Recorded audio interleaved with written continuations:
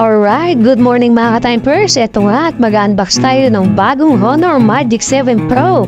Napakaganito mga timers, meron nga itong 6.8 OLED display at 120Hz na rin siya. 512GB memory at meron siyang 24GB RAM, 12 plus 12 RAM Turbo. At ito po ay gumagamit ng Snapdragon 8 Elite, yung po ang pinaka-latest na Snapdragon.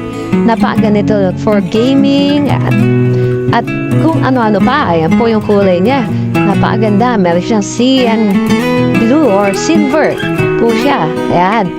Ito rin po ay meron 5,850 mAh na battery. So napakalaki mga ka-timers. 3 araw yan, pwede mong gamitin. Ayan, ganda ng kulay mga timers. So, design pa lang panalo na. Ito nga ay meron siyang kasamang cover sa loob ng box. Ayan. May cover na siya. Tsaka meron na din siyang cable wire para sa kanyang charger.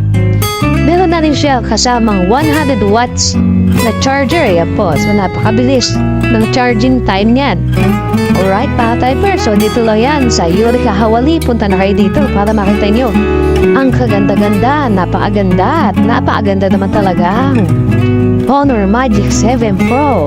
Huwag niyo kalimutan i-follow ang channel natin mga ka-timers para sa mga susunod na update at new models ng Honor. Alright?